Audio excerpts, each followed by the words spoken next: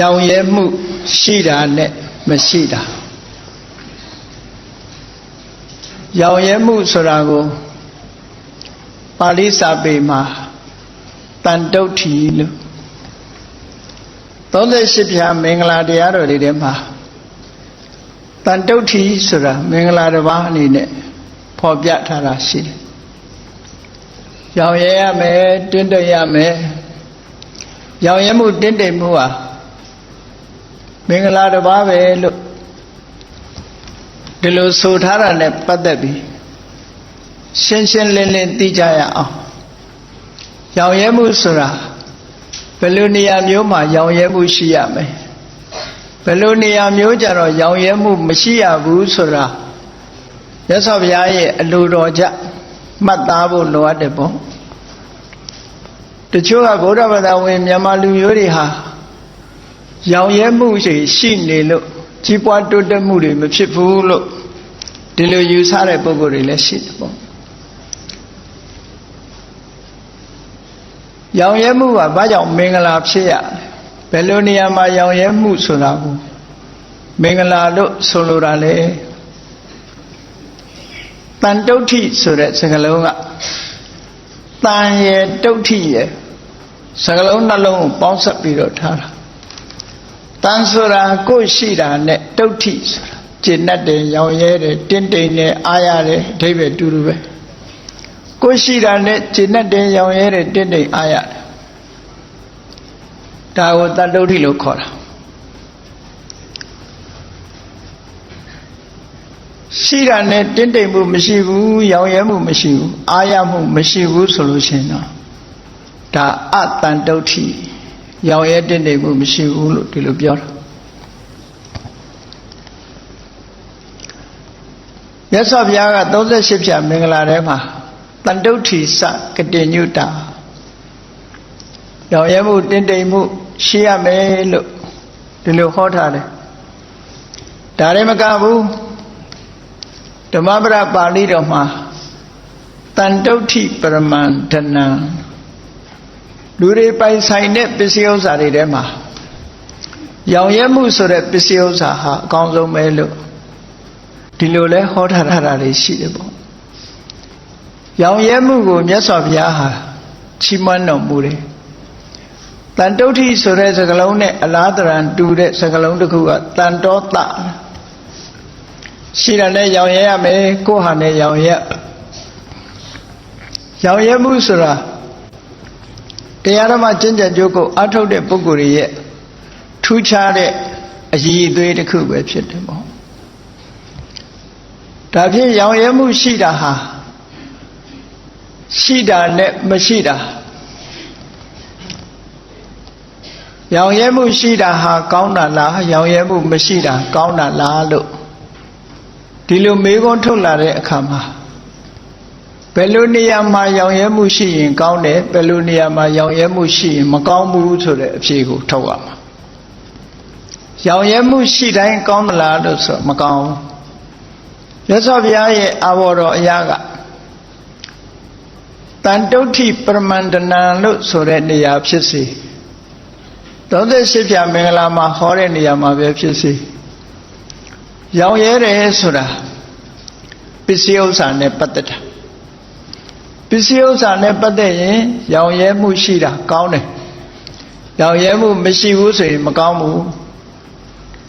ဒီနေရာမှာ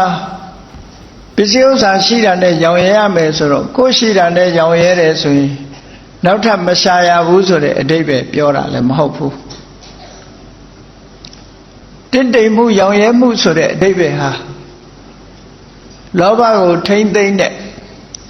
အလွန်အလိုကြီးမှုကိုထိမ့်သိမ့်တဲ့စကားလုံးတစ်ခုသာလည်းဖြစ်တယ်ပေါ့တရားသဖြင့်ရှာဖွေမှုကိုတားမြစ်တဲ့စကားလုံးတစ်ခုမဟုတ်ဘူးကြီးပွားတိုးတက်အောင်လှုပ်တာကိုတားမြစ်တဲ့စကားလုံးမဟုတ်ဘူးအဓိပ္ပာယ်မှားယွင်းစွာကောက်ရင်ကျင့်တတ်ဘဝဘေးရှင်လေးနဲ့ကျင့်တတ်ဘာမှမလုပ်နဲ့လို့ဒီလိုဆိုလိုတာမဟုတ်ဘူးရောင်ရဲမှုမရှိဘူးဆိုရင်ဘာတွေလာလဲကိုယ်ပစ္စည်းနဲ့မရောင်ရဲဘူးဆိုတဲ့ပုဂ္ဂိုလ်တွေဟာသူများပစ္စည်းကိုလိုချင်တယ်ဆိုတဲ့လောဘဝင်လာတယ် အဲ့ဒီမှာလဲလိုချင်မှုဆိုတာမမကန်နီးလန်းနေနဲ့လိုလာတယ်လိုချင်မှုတွေအလွန်ကြီးမားလာတယ်ဆိုတဲ့ပုဂ္ဂိုလ်ဟာရောင်ရဲမှုကင်းမဲ့သွားတာနဲ့တပြိုင်နက်ဒီပုဂ္ဂိုလ်ရဲ့အနေအထားဟာပတ်ဝန်းကျင်ကရွှင်ရှားဝယ်ကောင်းလောက်အောင်ဖြစ်ပေါ်လာတတ်တယ်စာပေကျမ်းကမှာပြောထားတယ်မဟိစ္ဆတဲ့အလွန်လောဘကြီးတဲ့ပုဂ္ဂိုလ်လောကလူတွေဟာသိလောဘကြီးတဲ့ပုဂ္ဂိုလ်ကိုကဲ့ရဲ့ကြတယ်ရှုတ်ချကြတယ်ဒီပုဂ္ဂိုလ်ဟာသိလောဘကြီးတာပဲဘုန်းကြီးတွေလောဘကြီးရင်လည်းကဲ့ရဲ့ခံရမှာပဲသီလရှင်တွေလောဘကြီးရင်လည်းကဲ့ရဲ့ခံရမှာပဲလူပုဂ္ဂိုလ်တွေလောဘကြီးလွန်းရင်လည်းကဲ့ရဲ့ခံရမှာပဲကိုယ်ပစ္စည်းနဲ့မကျေနပ်လို့သူများပစ္စည်းကိုမတရားတဲ့နည်းနဲ့ရအောင်ယူချင်ကြတယ်ဆိုရင်လည်းကဲ့ရဲ့ခံရမှာပဲ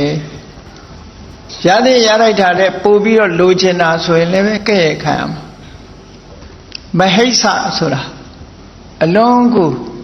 လောဘကြီးတဲ့ပုဂ္ဂိုလ်တင်းတိမ်အာရမှုဆိုတဲ့တန်တုဋ္ဌိပျောက်ကွယ်နေတဲ့ပုဂ္ဂိုလ်မျိုးအဲ့ဒါလို့မဟိစ္ဆဆိုတဲ့အလွန်ကျွံလောဘကြီးတဲ့ပုဂ္ဂိုလ်မျိုးဟာ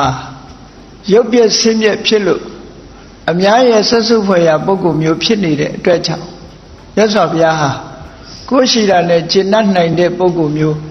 သိပ်ပြီးလောဘမကြီးရဘူးလို့ဆိုလိုတဲ့အဓိပ္ပာယ်နဲ့တန်တုဋ္ဌိလို့ဒီလိုဟောတာနော် contentment ကျင့်တတ်မှုရှိရမယ်ကျင့်တတ်မှုမရှိဘူးဆိုတဲ့ပုဂ္ဂိုလ်တရားဟာဘလောက်ပဲပစ္စည်းတွေပုံပေးပြီးဘယ်တော့မှတင်းတိမ်အားရတယ်ရောင်ရဲတယ်ဆိုတာမရှိဘူးတဲ့အဲ့ဒါကိုစာပေကျမ်းဂန်ထဲမှာနိုင်ရှင်ပြီးတော့ပြောထားတာရှိတယ်အဂိခန္တောသမုဒ္ဒောသမဟိသောစာပိပုဂ္ဂလောတဲ့လောဘကြီးတဲ့ပုဂ္ဂိုလ်အလုံးကိုလောဘကြီးတဲ့ပုဂ္ဂိုလ်ကဘာနဲ့တူတော့ဆိုရင်မိဘုံကြီးနဲ့တူတယ်လောင်းနေတဲ့မိဘုံကြီးဟာလောင်စာတွေဘလောက်ထက်မိကတော်ပြီငါမလောင်နိုင်တော့ဘူးလို့ဘယ်တော့မှမပြောဘူးထက်သမျှလောင်စာတွေအကုန်လောင်ပါပဲမိဘုံကြီးဟာလောင်စာနဲ့အားရတယ်လို့ပြောလို့မရဘူးလောဘကြီးတဲ့ပုဂ္ဂိုလ်ဟာဘယ်တော့မှမရောင်ရဲဘူးလို့ဒီလိုဆိုလို့တယ်ပေါ့အဲ့တော့မိဘုံကြီးဒီလောင်စာနဲ့မရောင်ရဲတယ်လို့လောဘကြီးလွန်းတဲ့ပုဂ္ဂိုလ်လည်းပဲမရောင်ရဲတဲ့ပုဂ္ဂိုလ်မျိုးဖြစ်တယ်တဲ့နောက်တစ်ခုကပင်လယ်ကြီးဆိုတာမိုးပေါ်ကမိုးရေတွေရွာချလိုက်တဲ့မိုးရေတွေပင်လယ်ပေါ်တိုက်ရိုက်ရွာချတဲ့မိုးရေတွေတစ်တော်တွေချောင်းတွေထဲမှာချောင်းတွေမှာရွာချလိုက်တဲ့မိုးရေတွေအဲ့ဒီမိုးရေတွေမှန်သမျှဟာချောင်းမြောင်းမြစ်အိုင်တွေကနေပြီးပင်လယ်ထဲကိုစီးဝင်သွားတာနေစဉ်နဲ့အမျှကြီးမားတဲ့မြစ်ကြီးတွေချောင်းတွေအင်းတွေအိုင်တွေကနေပြီးပင်လယ်ထဲစီးဝင်နေတဲ့အခါပင်လယ်ကြီးဟာပြည့်သွားပြီရှမ်းသွားပြီနောက်ထပ်စီးဝင်မှုမပေးတော့ဘူးလို့ဘယ်တော့မှမရှိဘူးစီးကျင်သလောက်စီးဝင်ကျင်သလောက်ဝင်ပင်လယ်ကြီးကရှမ်းသွားတယ်လို့မရှိဘူးလေအဲ့ဒီလိုမီးပုံကြီးတို့ပင်လယ်ကြီးတို့နဲ့နှိုင်းရှင်ရလောက်အောင်မတင်းတိမ်မရောင်ရဲပဲနဲ့အလွန်လောဘကြီးတဲ့ပုဂ္ဂိုလ်မျိုးတဲ့အဲ့ဒီလိုပစ္စည်းဥစ္စာနဲ့ပတ်သက်ပြီးတော့အလွန်လောဘကြီးတဲ့ပုဂ္ဂိုလ်ရဲ့အနေထားတစ်ခုမဖြစ်ပေါ်စေဖို့အတွက်မြတ်စွာဘုရားကတန်တုဋ္ဌိရှိတာနဲ့ကျင့်တတ်နိုင်တယ်ရောင်ရဲနိုင်တယ်ဆိုတာဟာမင်္ဂလာတစ်ပါးပဲအများလည်းပဲနှစ်သက်ကျင့်တတ်တယ်မိမိကိုယ်တိုင်လည်းနှိမ့်ဆက်ညှဉ်းပန်းရမရောက်ဘူးလို့ကျင့်တတ်မှုရှိတဲ့ပုဂ္ဂိုလ်ဟာစိတ်ချမ်းသာမှုကိုရနိုင်တဲ့ပုဂ္ဂိုလ်မျိုးဖြစ်လို့တန်တုဋ္ဌိရောင်ရဲမှုဟာမင်္ဂလာတစ်ပါးလို့ဒီလိုဆိုလိုတာနော်ရှင်းတော့ကတောရွာတရွာမှာမိသားစုထမင်းဝိုင်းဆက်ပြီးတော့စားကြတော့ငရုတ်သီးကြိုက်တဲ့ဒကာကြီးတယောက်ကဟင်းနေကြည့်လိုက်တဲ့အခါငရုတ်သီးမပါတော့ ထမင်းပွဲမှာချက်ထားတဲ့ထမင်းဟင်းတွေမစားတော့ဘဲနဲ့ငရုတ်သီးရှာဆိုပြီးတော့ထွက်သွားလိုက်တာအိမ်ကနေပျောက်သွားပြီဟိုးအောက်အရက်သွားပြီအိမ်အောင်ကြနေတယ်နော်ငရုတ်သီးတစ်တောင်းနဲ့မိသားစုကွဲသွားအဲ့ဒါဘာဖြစ်လို့တော့ဆိုမယောင်ရဲလို့ပေါ့မယောင်ရဲလို့ဒီလိုဖြစ်သွားအကယ်၍ရောင်ရဲမယ်ဆိုလို့ရှိရင်အချင်းချက်ကျွေးအချင်းနဲ့ခြေနဲ့တယ်အချိုချက်ကျွေးအချိုနဲ့ခြေနဲ့တယ်အစပ်ပါရင်အစပ်ပါတာနဲ့ခြေနဲ့တယ်အစပ်မပါဘူးဆိုလည်းမပါသလိုခြေနဲ့တယ်အဲ့ဒါလို့ fastidious ဆိုခေါ်တဲ့ကြီးများတာမျိုးမရှိစေရဘူးလို့ဒီလိုဆိုလို့ကြီးများလို့ရှိရင်သမင်းချက်ကျွေးတဲ့လူကသရာဘမလားနော်သမင်းချက်ကျွေးတဲ့လူကလည်းမသရာဘူးနောက်ဆုံးမိခင်ဖခင်ရတောင်သားသမီးတွေကြီးများလုံးအားချင်းမသရာတော့ဒီလိုဖြစ်တတ်တယ်ပေါ့မသရာဘူးဆိုရင်သူကျွေးမဲ့မွေးမဲ့လူမရှိတော့ဒါမင်္ဂလာပျက်စီးတယ်လို့ပြောတာပေါ့ဒီလိုဆိုလိုတာနော်စီစားကြောင်တယ်ဆိုတာမျိုးတွေမဖြစ်စေရဖို့လူကျင့်ဝတ်တစ်ခုအနေနဲ့မြတ်စွာဘုရားကမင်္ဂလာတစ်ပါးအနေနဲ့တန်တုဋ္ဌိလို့ဒီလိုဟောတာပစ္စည်းမရှာရဘူးလို့ဒီလိုပြောတာလည်းမဟုတ်ဘူးကြီးပွားတိုးတက်အောင်မလုပ်ရဘူးလို့ပြောတာမဟုတ်ဘူးသိလောဘမကြီးရဘူးရောင်ရဲနိုင်ရမယ်လို့အင်္ဂလိပ်ဘာသာထဲမှာဇာလန်းကလေးတစ်ပုဒ်ရှိတယ်အိန္ဒိယနိုင်ငံကဇာလန်းလေးတစ်ပုဒ်ဘုရင်ကြီးတစ်ပါးကိုသူ့ရဲ့စစ်သူကြီးကနမ်းချပြီးတော့အာဏာသိမ်းလိုက်တယ်အဲ့လိုအာဏာသိမ်းလိုက်တဲ့အချိန်မှာတိတ်ပြီးတော့အရွယ်မကြီးကြသေးတဲ့ဘုရင်ကြီးရဲ့သားတော်မင်းသား၃ပါးကတိုင်ပင်ကြတယ်တိုင်းပြည်ကနေတိတ်တဆိတ်ရှောင်ထွက်လာပြီးတော့တိုင်ပင်ကြတဲကန္တာရာထဲမှာရှိတဲ့အိုအေးစစ်လို့ခေါ်တယ်နေရာလေးမှာစခန်းလေးတစ်ခုဆောက်ထားတာရှိတယ်အဲစခန်းလေးရောက်တဲ့အခါကျတော့ညီကို၃ယောက်တိုင်ပင်တယ်တိုင်ပင်တဲ့အခါကျတော့အကိုအကြီးဆုံးကဘာလုပ်အကိုအကြီးဆုံးကပတ်စံမရှိရင်တို့ဘာမှလုပ်လို့မရဘူးတို့အဖေနမ်းချပြီးတော့အာနာလုသွားတဲ့ဒီစစ်သူကြီးကိုပြန်ပြီးတော့တိုက်နိုင်အောင်တို့ပတ်စံရှိဖို့လိုတယ်ပတ်စံရှိရင်လက်နဲ့ဆိုတာဝယ်လို့ရတယ်စစ်တပ်ဆိုတာလည်းလုပ်လို့ရတယ်တို့ပတ်စံရှိအောင်ကြိုးစားအဲ့တော့ငါပတ်စံရှာမယ်ကုန်တယ်လုပ်မယ်သူကဒီလိုယူဆဒီလိုပြောတယ်ကြံတဲ့ညီနှစ်ယောက်ကသဘောမတူဒုတိယညီကပတ်စံရှိဖို့မလိုဘူးတဲ့လက်နဲ့ရှိဖို့လိုတယ်စစ်တပ်ဖွဲ့စည်းပြီးတော့လက်နဲ့ရှိအောင်လုပ်မယ်ပေါ့လက်နဲ့ရှိအောင်လုပ်မယ်ဒါကြောင့်မို့စစ်ပညာသင်မယ်သင်ပြီးတော့စစ်သားတွေစုဆောင်းပြီးတော့စစ်တပ်အင်အားကောင်းလာတာနဲ့တပြိုင်နက်တိုင်းပြည်ကိုပြန်တိုက်ပြီးတော့ယူမယ်လို့ဒီလိုအလိုက်ဖြစ်တဲ့မင်းသားကဒီလိုပြောတယ်အငယ်မင်းသားကတော့ဘာမှမပြောဘူးအကိုကြီးတို့ကြိုက်တယ်လို့လုပ်ကြပါလို့ဆိုပြီးတော့ညီကို၃ယောက်ဘယ်နေ့ဘယ်ရက်နောက်10နှစ်ပြည့်တဲ့အခါတို့ညီကို၃ယောက်ဒီစခန်းမှာပြန်ဆုံမယ်အလုံးစိန်လိုက်ဆိုပြီးတော့ဂတိလုံသွားပြီးရက်စွဲတွေပါတတ်မှတ်ပြီးတော့တယောက်ကအရှေ့ဘက်ထွက်သွားတယ်တယောက်ကအနောက်ဘက်ထွက်သွားတယ်အဲ့ဒီလိုတယောက်ကတော့အကိုကြီးတွေထွက်သွားတာကိုကြည့်ပြီးအဲ့ဒီမှာကြံရစ်တယ်10နှစ်ပြည့်တဲ့အခါကျတော့အကိုကြီးကလားတွေအကောင်ပေါင်းများစွာနဲ့ပစ္စည်းဥစ္စာတွေတင်ပြီးတော့အရှိဘက်ကနေပြီးတော့ကုန်သွယ်မှုအောင်မြင်လာပြီးတကယ်ကိုပစ္စည်းဥစ္စာတွေချမ်းချမ်းသာသာနဲ့သူ့ရဲ့စိတ်ကူးကမှန်တယ်ဆိုတာကိုပြခြင်းလို့ချင်းချက်တဲ့နေ့အရောက်ကုန်သည်တွေအချမ်းရံနဲ့သူကကုန်ပစ္စည်းတွေနဲ့အဲ့ဒီစခန်းကိုရောက်လာတယ်မင်းသားအလက်ညီအလက်ကတော့အနောက်ဘက်ကနေပြီးတော့ဆင်မြင်းစတဲ့ဆင်မြင်းယထာစတဲ့ ရင်နေနဲ့စစ်တပ်ကြီးဖွဲ့စည်းပြီးတော့သူကခြိတက်လာတယ်ချင်းချက်ထားတဲ့နေ့မှာအဲ့ဒီစခန်းကိုရောက်လာ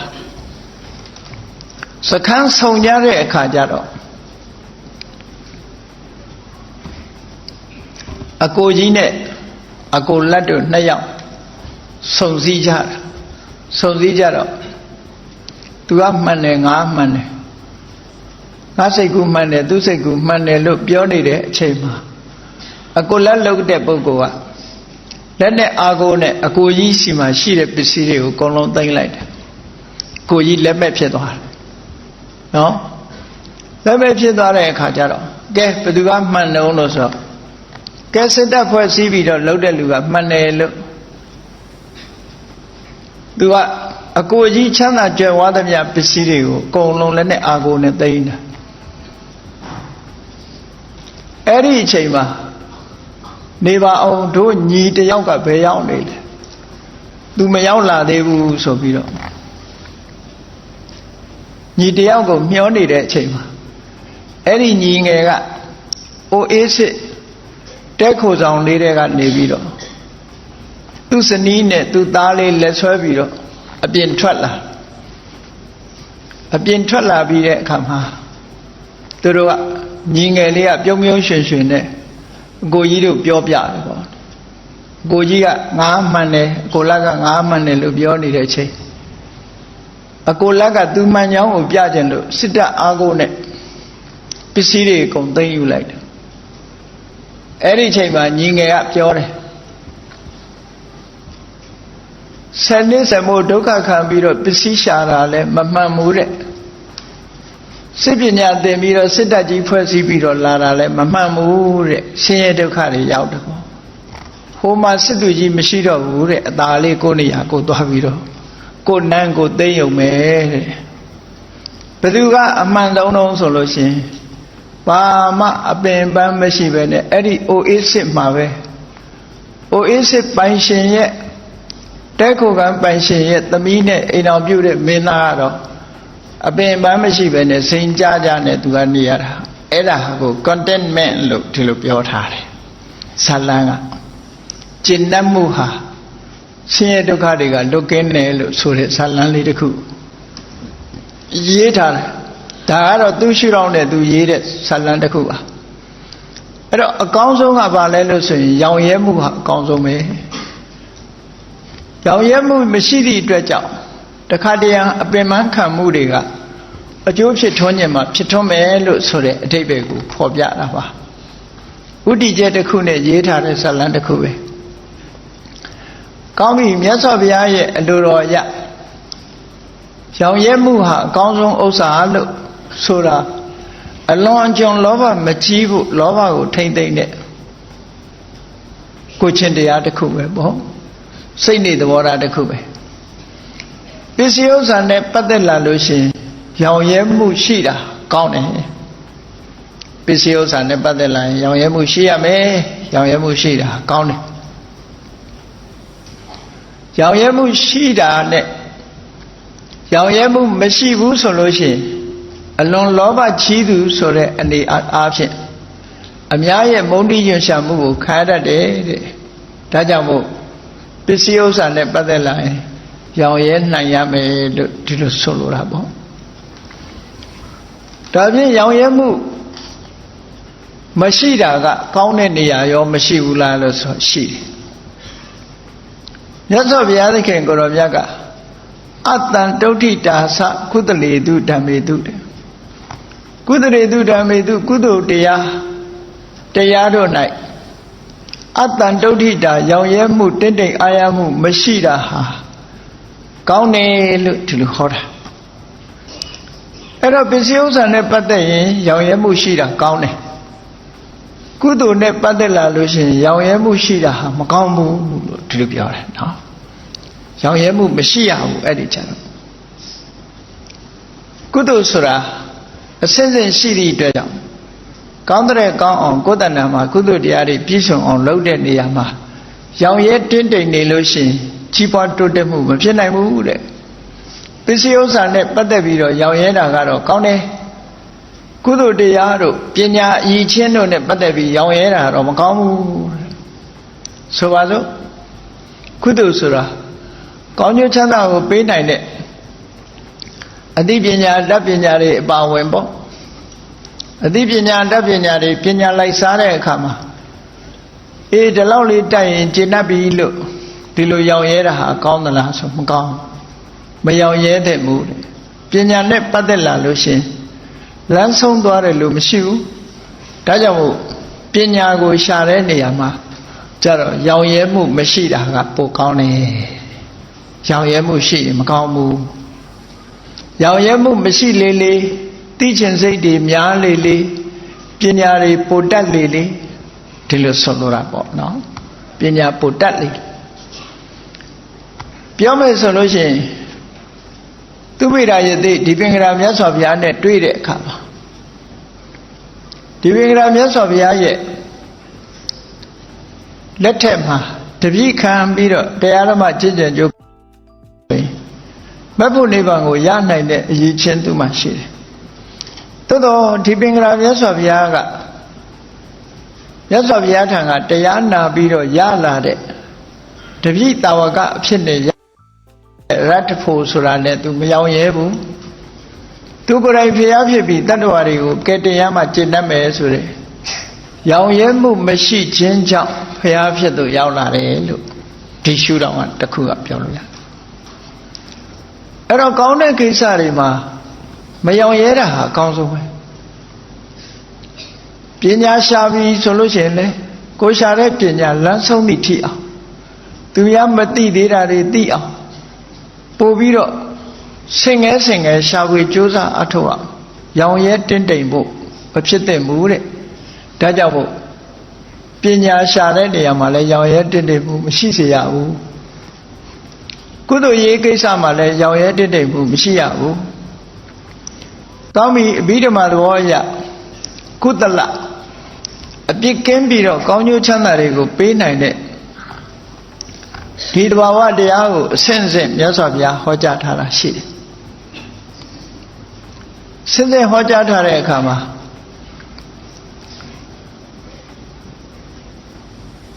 ကာမဘုံနဲ့ဆက်ဆက်ပြီးတော့အကျိုးပေးတတ်တဲ့ကုသိုလ်မျိုးကိုကာမဝဆရကုသိုလ်ရူပဘုံ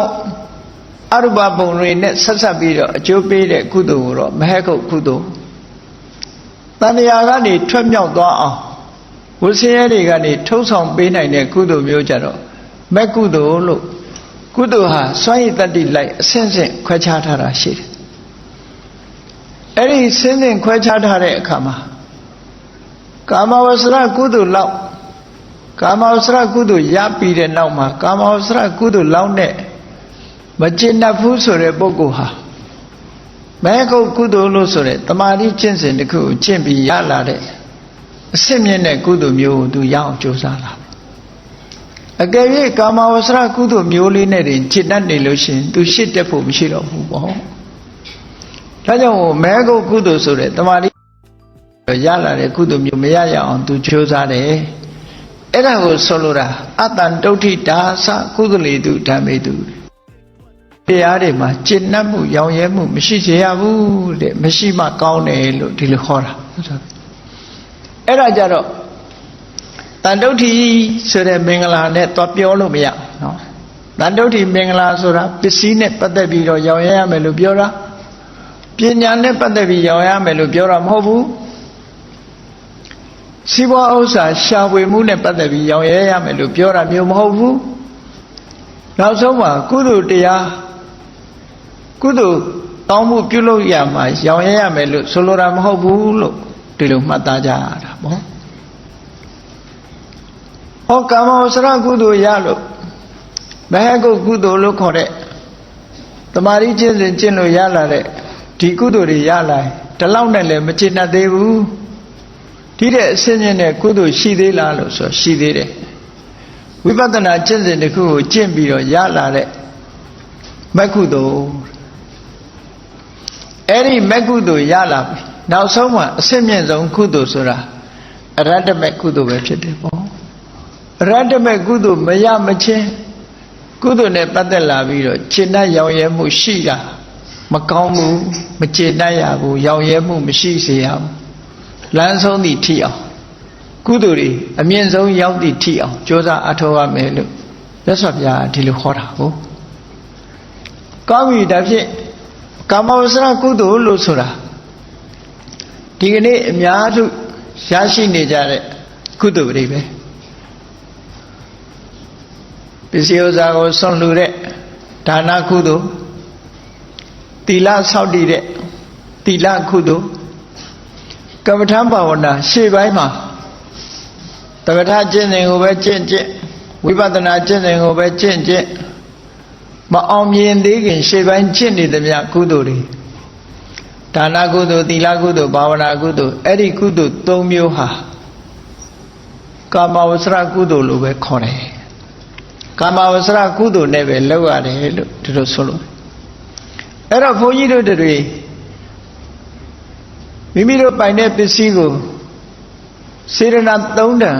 ပြတ်ထမ်းပြီးတော့လှူဒန်းနေကြတဲ့ဒါနကုသိုလ်ဒါနလုပ်ရင်ဘယ်ကုသိုလ်မျိုးတုံးဆိုအခုကာမဝဆရာကုသိုလ်ပဲ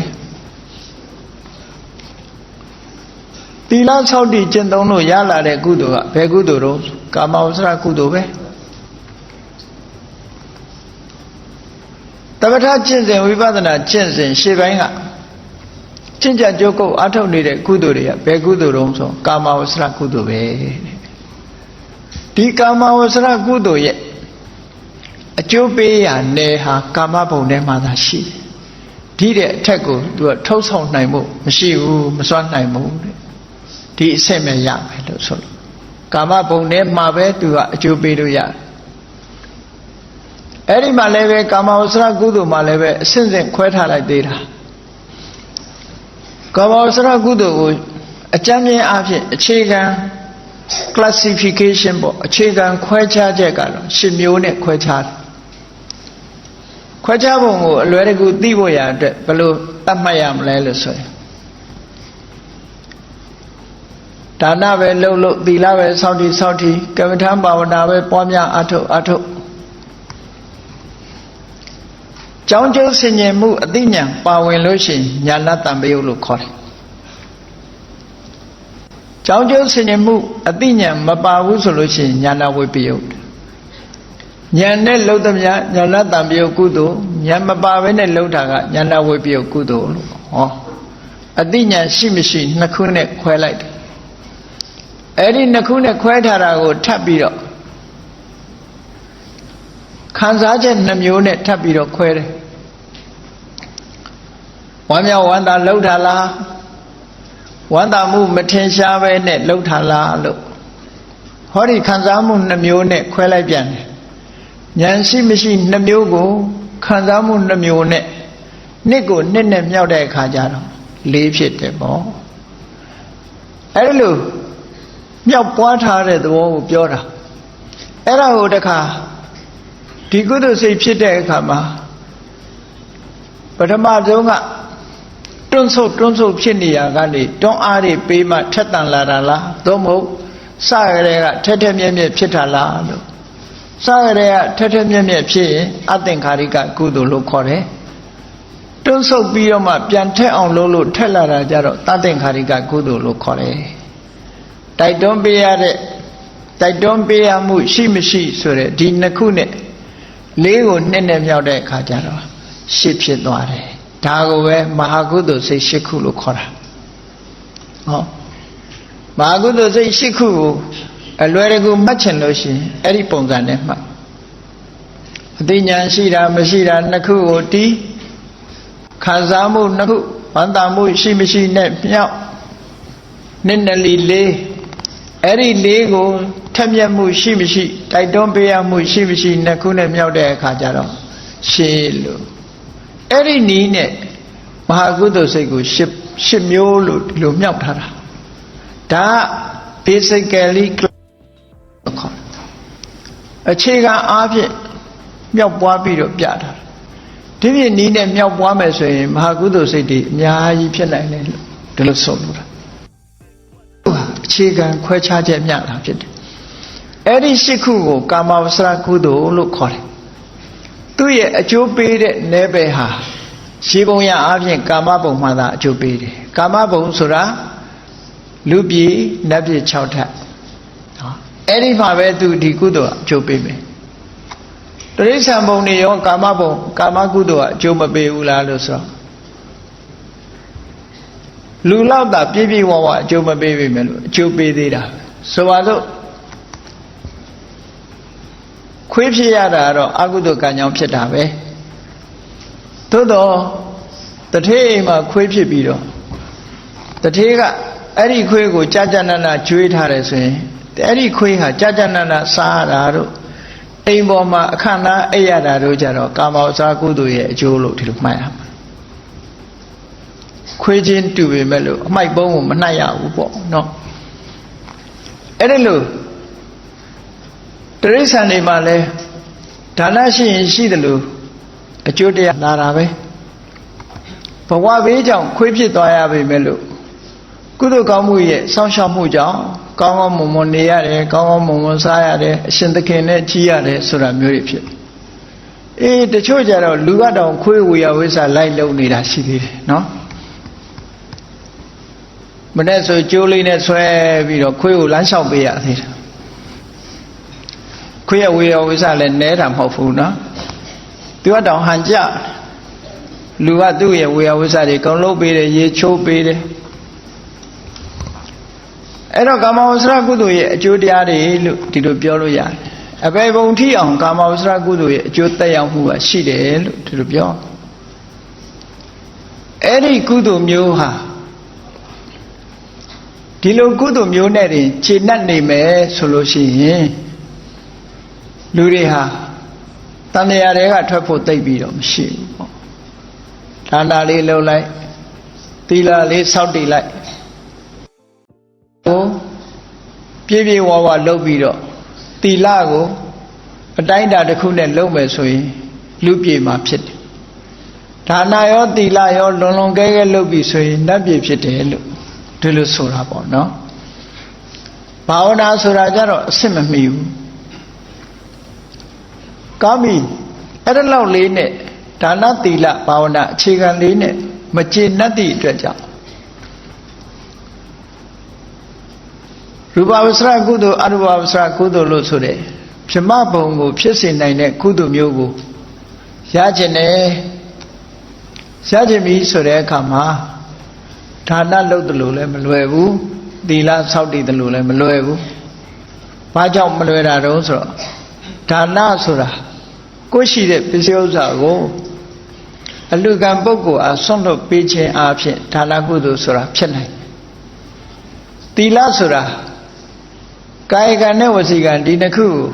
စိကံတကြထိမ့်သိမ့်လိုက်လို့ရှိရင်သူများအသက်မတတ်ပါဘူးမေတ္တာထားပါမယ်သူများဥစ္စာမတရားသဖြင့်မယူပါဘူးရှောင်ကျဉ်ပါမယ်သူတစ်ပါးသားမယားမပြစ်မှားပါဘူးစင်ကြယ်အောင်နေပါမယ်လိန်ဒီလီပြားမပြောကြပါဘူးမှန်တာကိုသာပြောပါမယ်တေးသေးရဲ့မတော့စားပါဘူးရှောင်ကျဉ်ပါမယ်ဆိုတာလေးနဲ့တင်ပဲသီလကုသိုလ်ဆိုတာဖြစ်သွားနိုင်တယ်လေကာယကံနဲ့ဝစီကံဒီတစ်ခုကိုရှောင်ကျဉ်လိုက်တာနဲ့သီလဆိုတာပြည့်စုံသွားတယ်စိတ်ကတော့ဘယ်လိုပဲနေအဓိကမဟုတ်ဘူးဒါနကုသိုလ်နဲ့သီလကုသိုလ်ရသွားပြီဘာဝနာကုသိုလ်လို့ဆိုတဲ့တမာတိလုပ်ငန်းကိုလုပ်ပြီဆိုတဲ့အခါကျတော့စိတ်ကိုထိမ့်သိရတဲ့အနေအထားမျိုးတစ်ခုဖြစ်တယ်အဲ့တော့သမထကျင့်စဉ်တစ်ခုကိုကျင့်ပြီလို့ဆိုရင်ကျင့်တာဘာလဲကျင့်တာတော့ဆိုဒီကာမဝဆရာကုသိုလ်နဲ့ပဲကျင့်ရဆိုပါတော့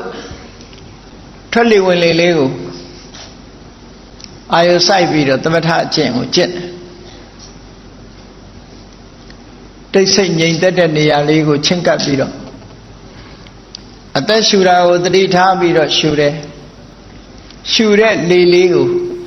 အာယုပြုတ်ပြီးတော့လေလေးရဲ့လှုပ်ရှားမှုလေးကိုအာယုပြုတ်ပြီးတော့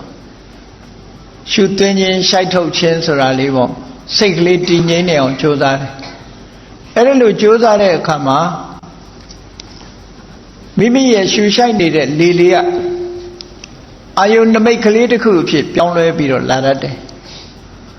အလင်းအောင်တန်းလေးပဲဖြစ်စေမိကိုယ်တန်းလေးပဲဖြစ်စေပလဲလုံးလေးတို့ပဲဖြစ်စေ တူနဲ့တူမတူညီတဲ့စိတ်ထဲမှာပေါ်လာတဲ့အာယုန်နမိတ်ဆိုတာလေးတွေပေါ်လာတတ်တယ်ဒါနမိတ်အဲ့ဒီနမိတ်ပေါ်မှာစိတ်ကိုတည်ငြိမ်အောင်ကြိုးစားလိုက်မယ်အဲ့ဒီကြိုးစားနေတဲ့အချိန်မှာရတဲ့ကုသိုလ်တွေကဘာကုသိုလ်တုံးဆိုကာမဝဆရာကုသိုလ်ပဲရှိသေးတယ်အဲ့လိုကြိုးစားလို့နမိတ်ပေါ်မှာတမာရီစွမ်းအားတွေကြီးမားစွာဖြစ်လာပြီကာမိဆန္ဒဆိုတဲ့និဝရဏတရားကင်းသွားပြီအလိုမကျမှုဆိုတဲ့ပြာပါဒကင်းသွားပြီအိတ်ချင်ထိုင်းပိုက်မှုဆိုတဲ့ဌိနမိတ်တွန်းဆုံးမှုဆိုတဲ့ဌိနမိတ်တွေကင်းသွားပြီစိတ်လေလွတ်မှုတွေစိတ်ပူပန်မှုတွေဆိုတဲ့ဩဒိစ္စကုက္ကုဆာတွေကင်းသွားပြီတန်တရားဖြစ်မှုဆိုတဲ့ဝိသိကိစ္စတွေကင်းသွားပြီဆိုလို့ရှိရင်ဒါတွေကိုတမာတိစွမ်းအားကဖယ်ရှားပြစ်လိုက်တာနဲ့တပြိုင်နက်ဒီအာယုန်လေးပေါ်မှာစိတ်ကလေးဟာအာယုန်လေးပေါ်မှာစိတ်ကလေးကိုတင်ပေးနေတဲ့ဝိတက်စိတ်ကူးတယ်ဆိုတာလေးရဲ့စိတ်ကူးထားတဲ့အာယုန်လေးပေါ်မှာရေဝဲနေတဲ့ရှမ်းစီနေတဲ့ဆိုတဲ့ဝိသရာလေးရဲ့จิตနဲ့နှစ်သက်နေတဲ့ပီတိရဲ့ချမ်းမြေ့ကြည်နူးနေတဲ့ဒုက္ခရဲ့စိတ်ကလေးတည်ငြိမ်နေတဲ့ဧကဂတရဲ့လို့ဆိုတဲ့ဒီတဘာဝတရား၅ခုကစိတ်ကိုလွှမ်းခြုံထားပြီလို့ဆိုလို့ရှိရင်ဒါဟာပထမဇန်လို့ခေါ်တာပထမဇန်ရလာပြီဆိုတာနဲ့တပြိုင်နက်အကုသိုလ်တွေကိုတွန်းလှန်ဖယ်ရှားပစ်ပြီးတော့စိတ်ကလေးဟာဒီအာယုန်လေးပေါ်မှာနမိတ်ကလေးပေါ်မှာပဲတည်ငြိမ်ပြီးတော့ကြာသွားတယ်အဲ့ဒီကြာသွားတာလေးကိုပထမဇန်လို့ခေါ်တယ်ဝိဝေကသပိတိဒုက္ခတဲ့ကာမဂုဏ်အာယုန်တွေနဲ့ကင်းကွာလွတ်လပ်ပြီးရရှိလာတဲ့ချမ်းသာမှုခြေနှက်မှုလောကလူတွေကရနေတဲ့ပိတိဒုက္ခတွေကဘယ်ကနေရတာတော့ဆိုမျက်စိကကြည့်ပြီးတော့ကိုကြိုက်တာကိုမြင်နေတာလေးမြင်ရတဲ့အခါပိဒုက္ခဖြစ်တယ်နားကကိုကြားကျင်တဲ့တခြင်းတန်လေးကြားပြီးတော့ပိတိဒုက္ခဖြစ်တယ်နှာခေါင်းကမွှေးကြိုင်တဲ့အနံ့ကလေးကိုလမ်းရှုပြီးတော့ပိဋိဒုက္ခတွေဖြစ်ကြတယ်လျှာကကြိုက်တဲ့အရာသာလေးကိုစားပြီးခံစားပြီးတော့ပိဋိဒုက္ခတွေဖြစ်ကြတယ်ခန္ဓာကိုယ်ကတတ်တာတဲ့အထီးအတွေ့ကောင်းမှုလေးတွေကိုထိတွေ့ပြီးတော့ပိဋိဒုက္ခဖြစ်ကြတယ်လို့ဟောတယ်လို့ကာမဂုဏ်အာယုန်တွေကနေရလာတဲ့ပိဋိဒုက္ခမျိုးအဲ့ဒီပိဋိဒုက္ခမျိုးကိုသာလဲအများစုကခံစားဘူးတယ်အခုပြောတဲ့အဲ့ဒီကာမဂုဏ်အာယုန်တွေကိုဖယ်ရှားပြစ်လိုက်လို့ရလာတဲ့ပိဋိဒုက္ခမျိုးကြတော့ဝိဝေကသပိဋိဒုက္ခလို့ခေါ်တယ်ကာမဂုဏ်အာယုန်တွေနဲ့လွတ်ကင်းပြီးတော့မှရလာတဲ့ပိဋိဒုက္ခမျိုးကပို့ပြီးတော့ငြိမ်းချမ်းတယ်တဲ့အဲ့နဲ့ရလာတဲ့ဒီကုသိုလ်လေးဟာဘဟိုက်ကုသိုလ်လို့ခေါ်တာပဲ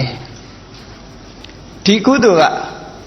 ကာမဝဆရာကုသိုလ်တွေတဲ့အစစ်မြင့်ပြီးတော့အကျိုးပေးရင်ဘယ်မှာအကျိုးပေးတော့ဆိုဗြဟ္မပြည်မှာအကျိုးပေးတယ်ဒီကုသိုလ်ရဲ့စွမ်းအားကြောင့်ဗြဟ္မပြည်မှာဗြဟ္မဖြစ်တယ်လို့ပထမဇန်ရရင်ပထမဇန်ဗြဟ္မဘုံမှာဖြစ်တယ်လို့ဒီလိုဟာမျိုးဆိုလိုတာเนาะဒါကြောင့်မို့ကာမဝဆရာကုသိုလ်နဲ့จิตအာရမှုမရှိပဲရူပဝဆရာကုသိုလ်တို့မို့မဲဂုတ်ကုသိုလ်လို့ဆိုတဲ့ဇန်ကုသိုလ်မျိုးရအောင်ကြိုးစားအထောက်နိုင်ရမယ်တင်းတင်ရောင်ရဲနေမယ်ဆိုရင်ကုသိုလ်အစဉ်စဉ်ရအောင်လုပ်မှာမဟုတ်ဘူးတဲ့ဒါကြောင့်မို့မြတ်စွာဘုရားကကုသိုလ်တွေနဲ့ပတ်သက်ပြီးရောင်ရဲမှုမရှိရဘူးရောင်ရဲမှုမရှိရဘူးလို့ဒီလိုဆိုလိုတာကဲကောင်းပြီပထမဇန်ကုသိုလ်လေးရပြီဆိုတဲ့အခါမှာ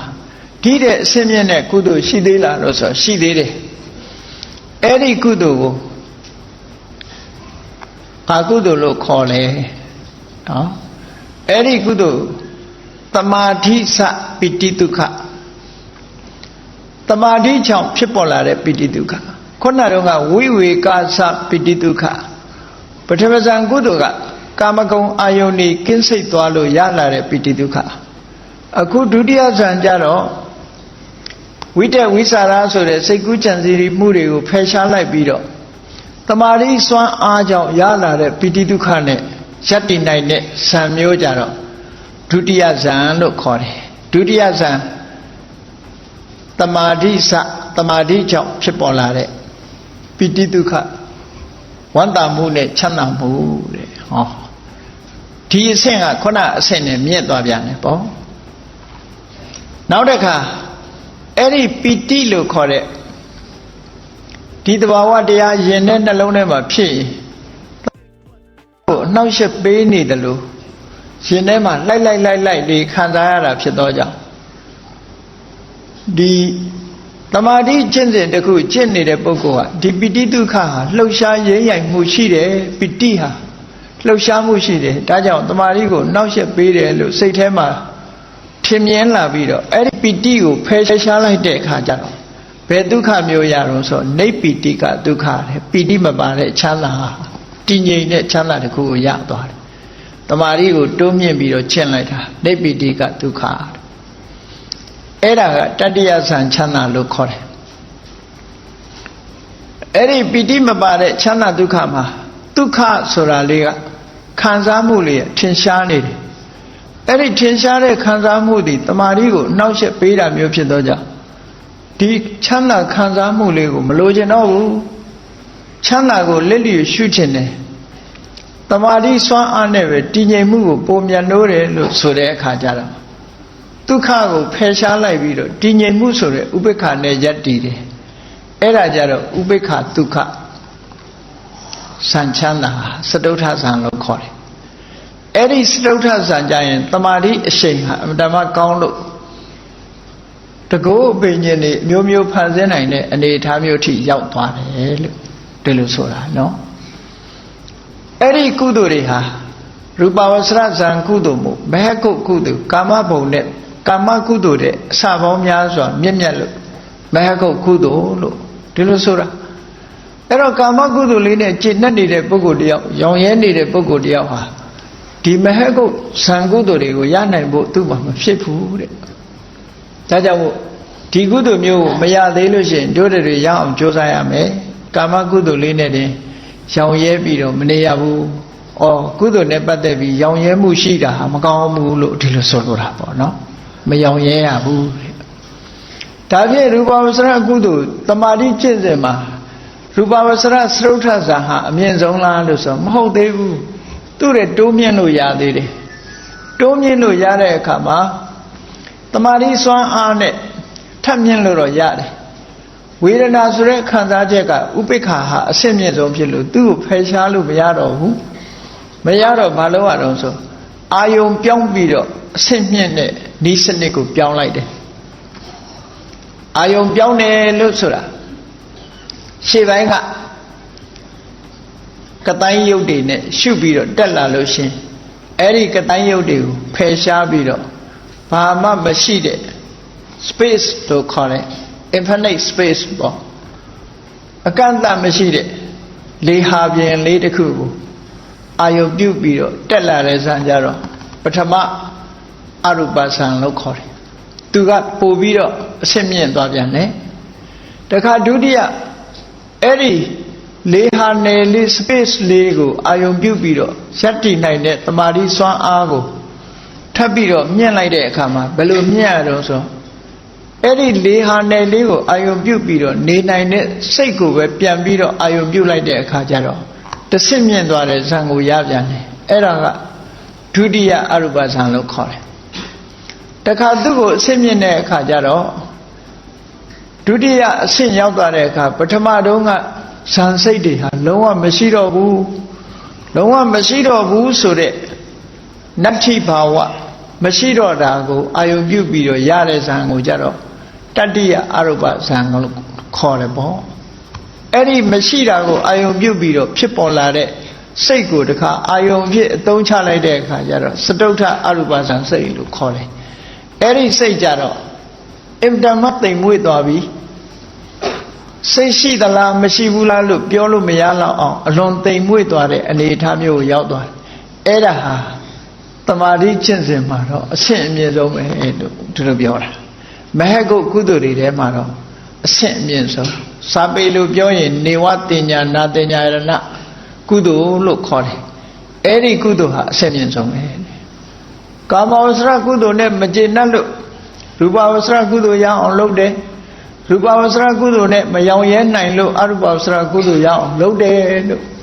ဒါကိုရည်ညွှန်းပြီးတော့မြတ်စွာဘုရားကအတ္တန်ဒုဋ္ဌိတာသကုသေတုဓမ္မေတု